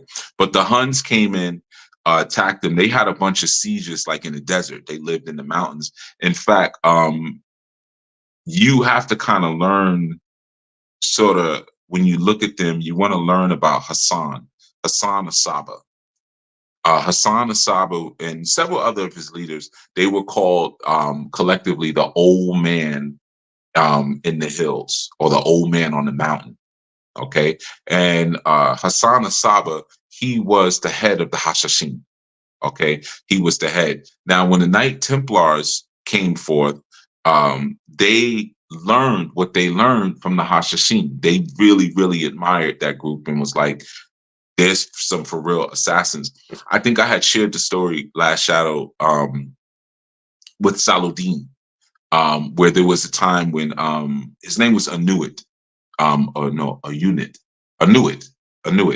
He came down from the hills, right? And he goes up to Saladin, and he was like basically saying, "This is what's getting ready to happen. You need to get down with it, or else." And Saladin was like, "Those are bold statements." Now, if you need to know who Saladin is, he's very important on the relationship between Christians and Muslims, and he's a very important actor in that whole thing. But yeah, so he comes down and he's like, "Yo, boom, basically get down and lay down."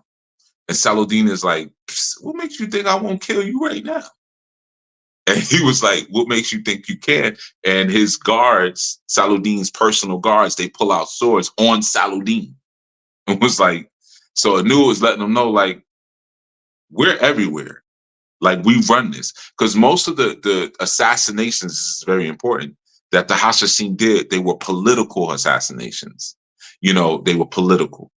Very important for you to keep that in mind, right? So they took out more of their own brethren, if you will, than they did anybody else, because they were used by politics, or hired rather, I should say, mainly by political factions. And they weren't the only group like that. There was a group that came after them that admired them very much, that still exists today. You need to learn about them, called the Sakari. The Sakari, right? Now, the Sakari, they actually were Israelites, and they were just like the Hashashin. They were assassins. Now, this is all your Assassin's Creed stuff, the guy riding on the white horse in the beginning. Remember the white horse? It wasn't the pale horse. A lot of people were saying, oh, he was riding on the pale horse opening the Olympics. The pale horse is actually green. It's a pale green.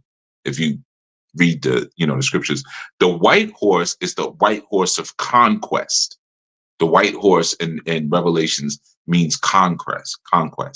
So the Sakari, right before 70 CE. 70 CE is when they they were able to go in and basically take over their stronghold. They had a stronghold in a place called Masada, and what happened was, before that, though, they were known for kidnapping people, obviously murdering people, cutting off limbs, all kind of stuff. And basically they went after a lot of their own Israelites as well, because they had this thing where it's like there were certain now if you read the history, it's going to say Jews. So we'll use that. We want to use that term.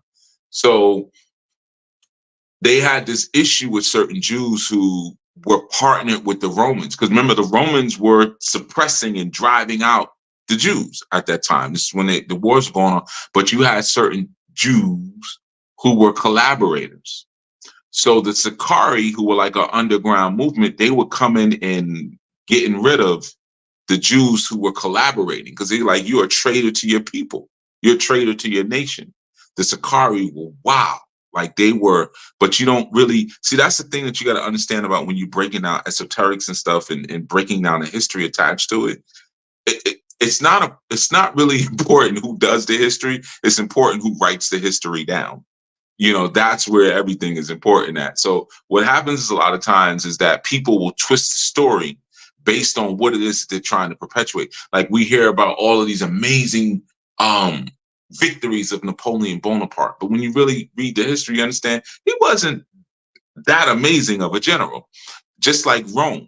So you don't really read about the Sakaris. You read about Rome was just coming through the world, stomping, tearing stuff up, and it drove the Jews out. Boom, the Romans. That's not how it went down. In fact, Rome was winning or conquering certain neighbor states by accident. You got to read the history of the Rome. They weren't like this amazing. They became better, but they weren't like Shaka Zulu. They weren't this amazing war machine that history paints them to be. The Sakari was tearing their butts up. You see, underground, like kind of like guerrilla warfare type stuff, So, but if you don't write the history, then you're gonna spin it however it makes you. Then, because then they had the story of Romulus and Remus, and raised by wolves, and so they really exaggerated some of their greatness. No different than in America, which is Rome and Kemet together. This is the greatest country on earth. Like we have to say that like every 5 minutes. This is the greatest country on earth. Like, how many countries you been to? Or if you giving a speech and you start losing your spot, wait a minute, what the heck was that? USA, US, and everybody's gonna start chanting USA because who's writing the history. But you go to other countries, and a lot of times, like even Canada, US is known as like a bunch of trashy buffoons. It just isn't that far off from what's really what. But that imagery that you saw in the opening of the Olympics, as far as that was an imagery that called forth the order of the assassins. Just had an assassination attempt, 713, right? And I already gave you the 713 numerology and the breakdown of that. So, I would posture that a lot of what we're seeing right now is to spark a holy war. Right. And what we're going to do is we're going to use these religious divides to spark a holy war. Because remember, religion is used for depopulation and bloodshed ritual. So that's why it's important to learn about like groups like the Sakari, and like even the Hashishin. The Jesuits also came out of the Hashishin. The Jesuits, the Knights Templar, the Sakari. These cats all looked at the Hashishin and was like, "That's how you do it." And of course the Hashishin, they were known for like taking people up into the mountains, and they would have these big orgies, even though they were like religious zealots, if you will, but they would have these big orgies, and then they got the name Hashishin from smoking hash. They would smoke hash and get high and get busy. They would put on black head whenever they wore the black head ties, that means they were on a mission, so their whole, like the Sakari was like, you're not a true son of Yah if you're mingling with these robots. But like I said, history gets twisted. History gets twisted around. So again, you have some things to sort of play with in terms of your understanding. Understand that France is a highly Freemasonry space. You have the Knights of Malta there, but also you have the mafia, the French mafia, which is huge, and even the concept of terrorism actually comes out of France. During the French Revolution, there was a term that was utilized called the Reign of Terror. And that reign of terror, like I said, during the French Revolution, they used the guillotine on 13,000 people. And like I said, they rounded up the smart ones first, the scientists, the lawyers, the doctors. They rounded them all up and just started chomping. And children used to come to like the courtyards to watch these execute. It was like, because people have addictions towards violence and sex, and once you understand about human nature, you can use that for your rituals. You can always pull people into a space. Some of our sporting events, the bloodier the better. And then there's an arousal sometimes that happens to that violence. Or if you give me some card girls in the middle of my boxing mat holding up they don't even use them like they used to as much anymore, but you have them walking around half naked in bikinis. Now I'm sexually aroused, and now it's time to spill some more blood. Or the halftime show was highly erotic. Now it's time to spill some blood. You see? So these are all, like I said, imprints upon the nervous system. You also want to look at the connection between the Knights of Malta and the MK Ultra program. Okay, MK Ultra is something you need to understand about, and the imprinting that goes on, right? So that's what I wanted to share, and just kind of give you maybe an eye opener to get that first eye activated. You'll see in that new minions, you see the G, small G that's on their chest. And I told you what the G stands for in Freemasonry. It's not God, right? I already broke that down to you, Godriel. But yeah, I wanted to just give you something this Sabbath that kind of opens you up a little bit mentally, and starts to cut through some of that matrix programming, and understanding that, yeah, like we all have these different imprints, and getting beyond them sometimes is for some it takes psychedelics. Like I said, they on ayahuasca and the mushrooms to try to just break through the programming, or sometimes that first level defensive sort of occult learning where you're just blaming groups.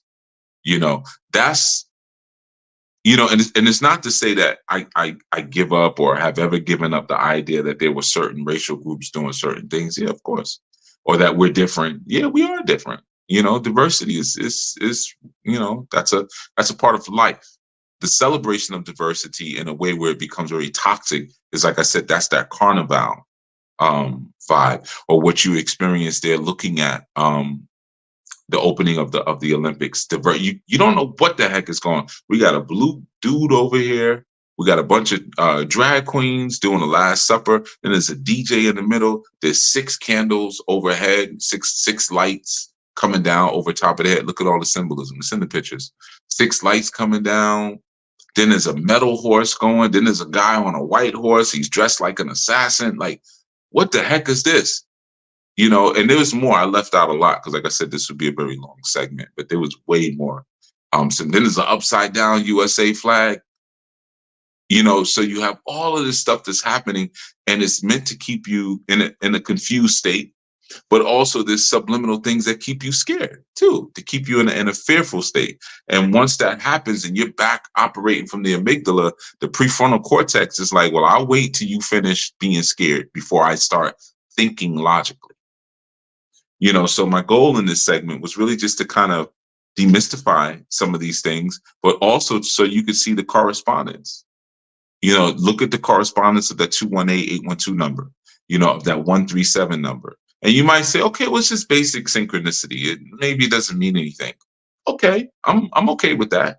If you see all of these different connections, or you don't see the connections, you're like, nah, that ain't this and ain't that. That's cool too. It is what it is. But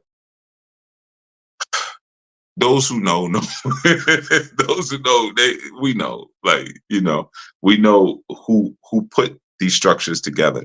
All right, now we're gonna do one last little activity together. Like I said, I was gonna try to keep it under 2 hours.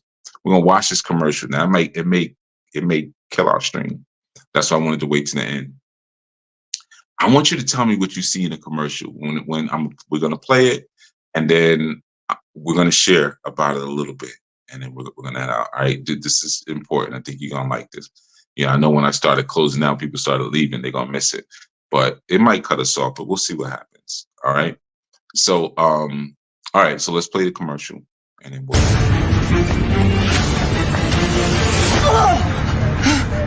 It's okay. It's okay. I'm Celine Dion.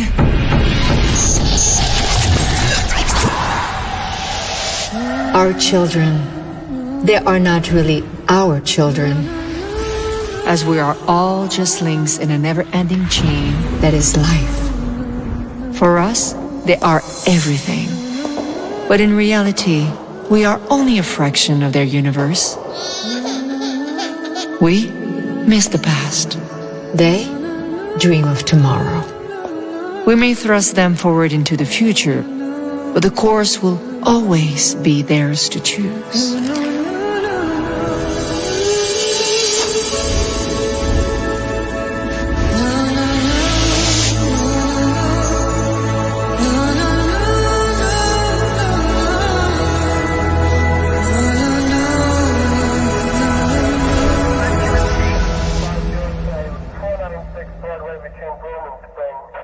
I can't believe they called security.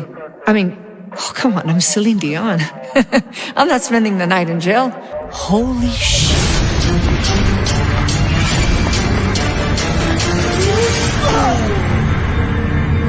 Guys, relax, easy. I'm Celine Dion. Yeah, girl, and I'm Beyonce. I'm calling my agent.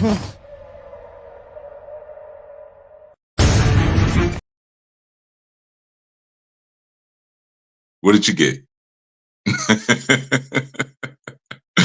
All right, good. Yeah, you saw it. Okay, good. They had no gender. Let's see what else. Yeah, the little baby had new order on the sweatshirt. They saw the removing of gender. Good. Y'all caught it. You saw the cross. All right, Sister Maria says she saw the cross. Right. Who was the cross? I already taught you that one. So see if you were listening. Who's the cross? See if I can get to. Right, the red cross, new ordering, removing gender, no color. Okay, the black and white checkered. Good. What was that black powder? I mean, this is a commercial Knights Templar. Good, you got it. Sprinkle some crack on the baby, right? Because, right, or it could be the Rose Cross, right? The Rosicrucians, exactly. The glitter, but why was it black glitter? Like, this is a commercial for children's clothing. You would think it'd be like silver or pink or blue, or pink and blue mixed together. Black dust you spray all over them. You see, good. I'm glad y'all caught it. Now, this is the individual who took the removing of the colors pink and blue, changing it to black and white, right? Right. But did you catch the word she was saying? She was speaking about the children in a way where they were like of their own culture. Yeah, even I'm not spending a night in jail. I'm Celine Dion. I'm not spending a night in jail. Good. Yeah, I don't want to say too much because it looked like y'all caught a lot of it. But does anybody remember how she was referring to the children in the beginning? Like what she was saying. He said, "I don't."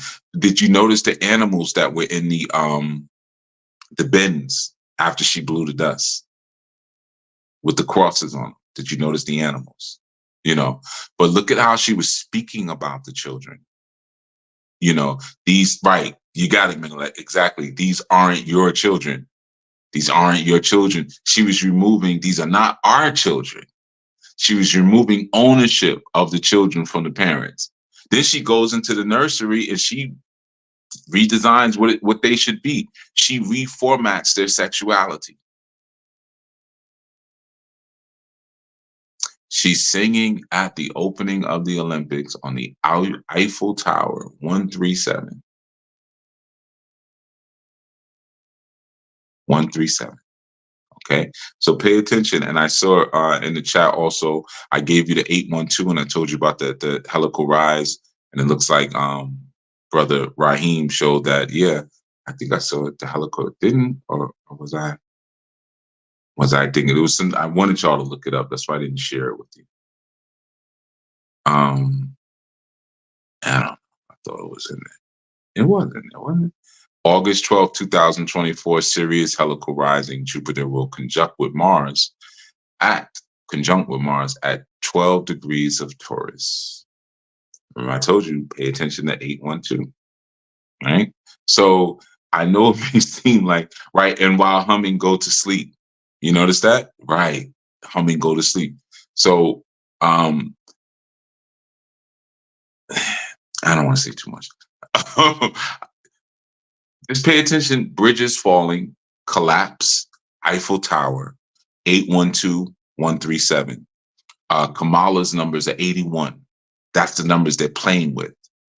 You're going to see an interesting changing of the guards at some point. I don't know how they're going to do it, but they're going to show an image of Kamala walking one way and Joe Biden walking in the other, and they're exchanging. Watch. Just watch. I'm not going to tell you why you're going to see that, but I know you're going to see it because I know what it means and I know the pattern. So yeah, now that you may, I just wanted to use that commercial as like an example of some of the stuff is right in front of your face. But if you don't know the symbols, you're just like, what did I just watch? I don't know. But understand, like, well, Celine Dion has a place. She kept saying, I'm Celine Dion. I'm Celine Dion. I'm not going to jail. This is what I do.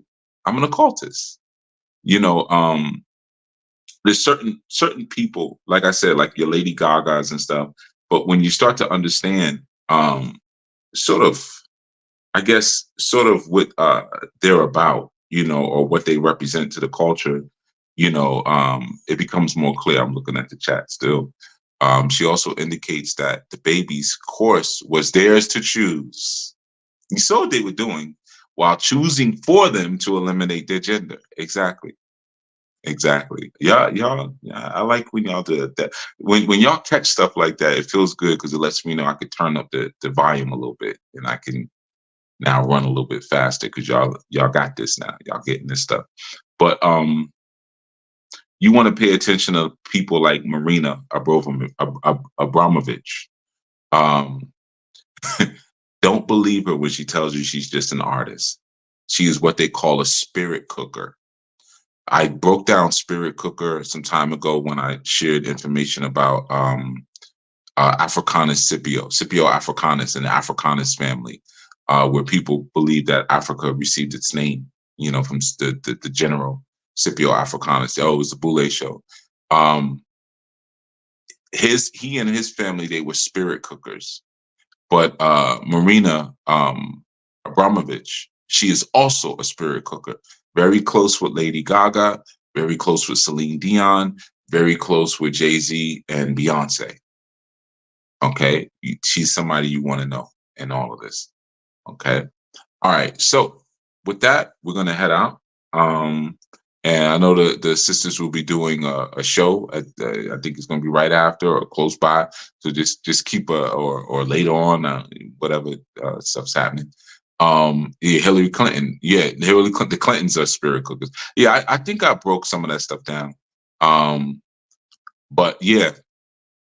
So now you have maybe a few more tools, or I wanted to share just some of the theories and some of the things that I noticed. So when you notice them, you may not feel like you're going so crazy.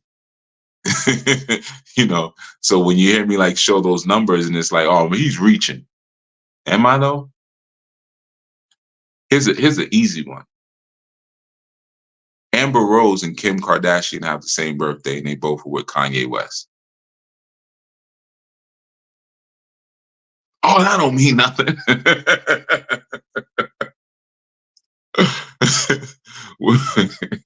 You sign up for a job, and your job is to play a role at all times. That's your job. What's your name? Where were you born? What's his blood type? What's his zodiac? Okay, we can use him here. So you think when the cameras are turned on is when the play begins.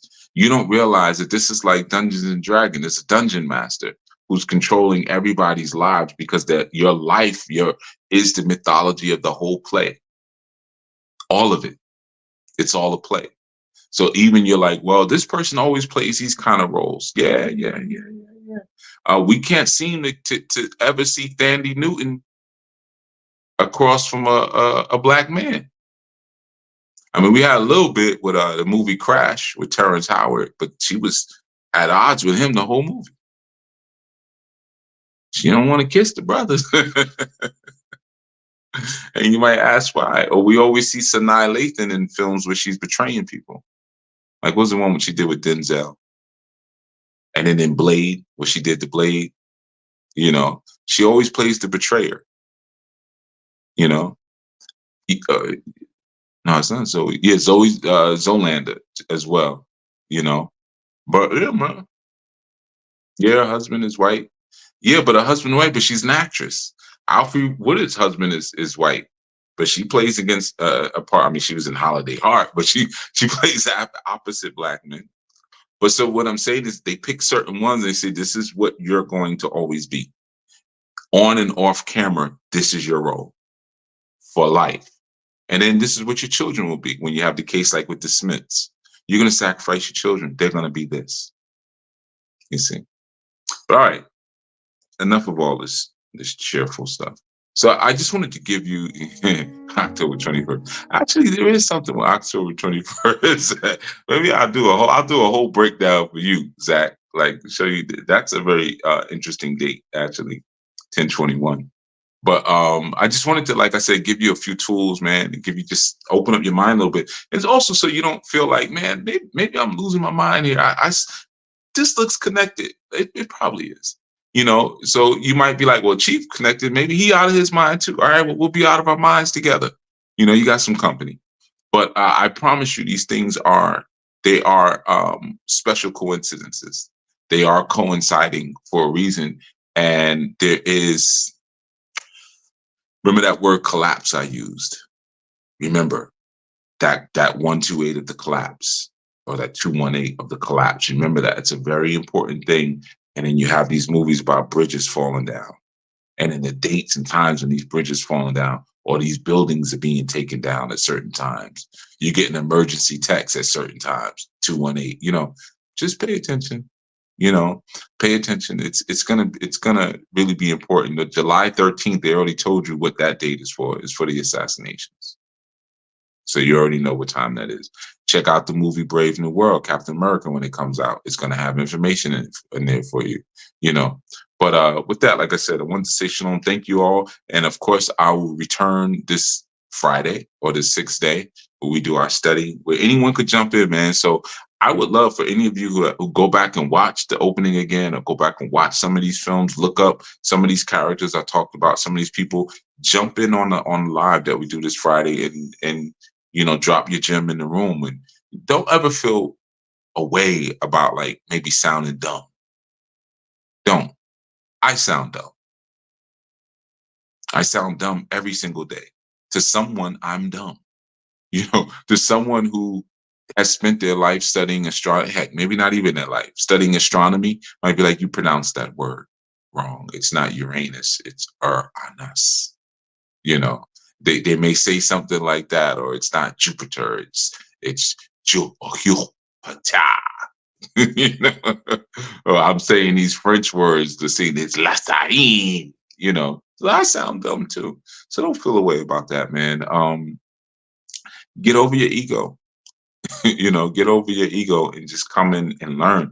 Remember when we were children, we didn't really do stuff that well, but we wanted to get on those monkey bars. We wanted to get on that slip and slide. And maybe your best friend was better at it, but it's okay because I'm doing it too. I may not be as good as you, or you wanted to get into the water and swim and you made all that mess because you didn't know how to swim that well. So you just was slapping the water, but you in there. That's how this works. All right. That's how this works. So I look forward to seeing you all very soon on the next study group. And then, of course, next Sabbath, I'll be back with more. I'm going to be changing the format a little bit soon. So good stuff, right? But I'm always changing it up because that's another way that you hack the matrix. Keep them having to constantly reprogram. You may recognize their patterns. Don't let them recognize your patterns. That's why they always know what you're going to buy before you buy it, or what you're outraged about before you even outraged about it. Get out of social media sometimes. The algorithm already got you figured out. If I log into social media right now, I'm going to see a bunch of music videos, like people playing instruments. I'm going to see a bunch of fighting videos because I watch a lot of street fight videos, combat sport videos and stuff like that. But, Google owns YouTube. So YouTube knows what I just finished speaking about. So now they're going to say, okay, Chief Yuyai, this is his, Chief Yuyai is also his IG account. Chief Yuyai is his TikTok account. Chief Yuyai is his X account. Okay, so now we're going to flood those accounts with occult information because he just finished talking about occult stuff, and that's going to keep him on the app. Flood him with that. That's how it works. All right, everyone. Shalom.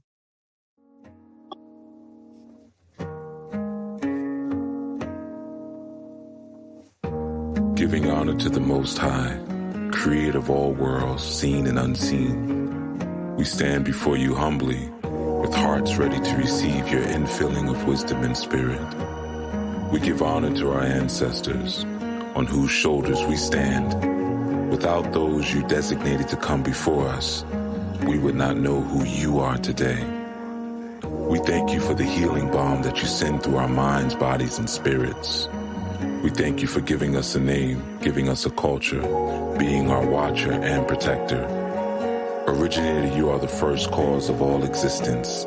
You are the banner of truth that we lift whenever deceivers seek to blind our vision and put us to sleep. Where would we be without the lessons and deep wisdom you have given us to secure a dignified life for ourselves? In times of confusion, we rely on your peace, which surpasses all understanding. You are an El of order. We stand on the promise that you will remove chaos from our lives if we walk in the divine way you have laid before us. We rest with the knowing that you are able and great. Your plans are always the best plans. Our power comes from you. Our light comes from you. Our destiny comes from you. Thank you for all of the graces you continue to bestow on us. Thank you, Most High. Thank you, Father Knowledge. Thank you, Mother Wisdom. Thank you, Messiah, for the words of power. Selah. Give me your love. You are the hero of my life. Give me your name. Give me your love. You are the hero of my life. Give me your name.